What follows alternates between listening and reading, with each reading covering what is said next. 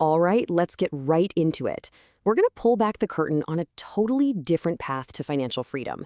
And this is one that doesn't mean you have to quit your job tomorrow or have a ton of cash just sitting around. Nope, it all starts with something, well, surprisingly simple. But first, let's just face a pretty harsh reality. Here in the US, only 1 out of every 10 people dies wealthy. Think about that. That means the huge majority of people work their entire lives and never build enough to pass anything on. It feels like you're just treading water, right? Investor Cody Sanchez just nails it with this quote. There's been this massive shift in our world. That whole dream of owning something, a house, a business, it feels like it's drifting further and further away. You end up feeling like you're just paying rent on every part of your life, always building someone else's dream but never your own. And that really brings us to the core problem, this trap that so many of us feel stuck in. It's this daily fight, right? Being a renter of your own time versus becoming the true owner of your own life. Cody Sanchez came up with this persona she calls Working John to perfectly describe that feeling. You know who this is? It's that person stuck in a job. Maybe it even pays pretty well, but they feel totally trapped. They've got these golden handcuffs or major family responsibilities that make the idea of just walking away and starting something new feel completely impossible. Sound familiar? So why do we stay so stuck? It's not always about the actual dollars and cents in your bank account. Way more often, it boils down to these really powerful, kind of invisible stories we tell ourselves about money, about risk, and what success is even supposed to look like. This right here, this captures that deep internal conflict just perfectly. On one side, you've got the people who love you the most, and of course, they want you to be safe and secure. But on the other side, you've got this hard truth that any real meaningful growth means you have to take risks. You have to step into the unknown.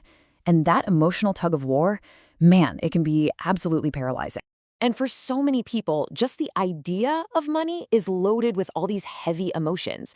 There's a story where a group of really successful women were asked to show physically how they felt about money, and most of them curled right up into a ball. That kind of gut reaction, that deep fear and shame, it's this huge wall that stops so many of us from ever really taking control of our own financial destiny. But what if I told you the path to building wealth isn't nearly as complicated as they want you to think it is? Cody figured out that there's this whole set of unwritten rules the wealthy play by, and it's a playbook that's kind of kept secret on purpose. She calls it the curtain. You know what this is. It's all that confusing financial language, the overly complicated processes. It's all designed to make buying a business and making deals feel super intimidating and exclusive. The whole point is to keep you on the outside looking in, thinking you're not smart enough or rich enough to even get in the game.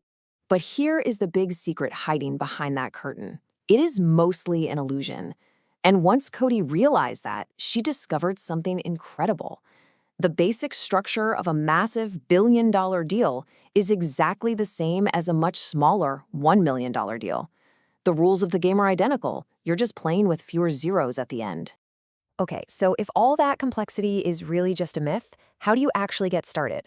Let's break it down and look at Cody's very first deal to see how this plays out in the real world. So what was her first purchase? A laundromat. Yeah, simple. A boring business. But why? Because it has steady customers, it's pretty easy to run, and it didn't require her to be there 60 hours a week. The strategy here is genius. First, find a motivated seller, like someone who's retiring.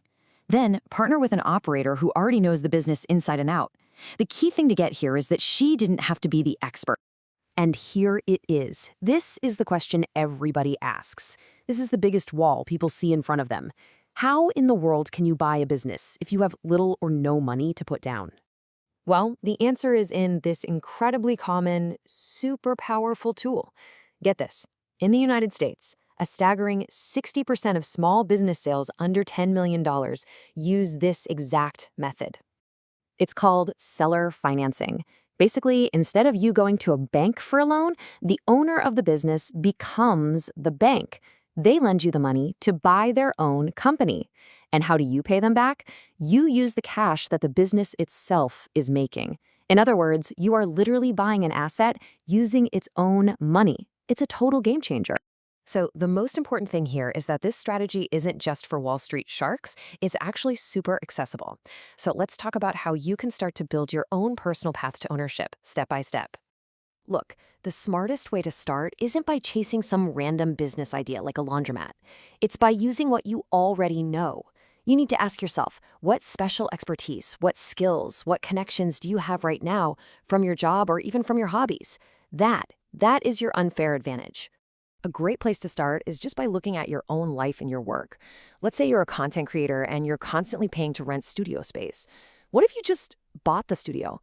You could go to the owner, maybe structure a deal with seller financing, and boom, you just turned one of your biggest monthly expenses into an asset that makes you money. You're already a customer. Now it's time to become an owner. But let's be real for a second. Making a big change like this is not easy. It's hard. Cody's father gave her this incredible piece of advice. He framed the emotional and financial cost of leaving a comfortable life as a necessary toll you have to pay. It's the price of admission to get to the other side. You just have to be willing to pay it. And I want to leave you with this final thought. Instead of just thinking in small, safe steps, how can you completely break the frame? Whatever your 3-year goal is, what crazy, bold move could get you there in just 6 months? Thinking that way forces you to see a whole different set of possibilities. And that right there is where real financial freedom actually begins.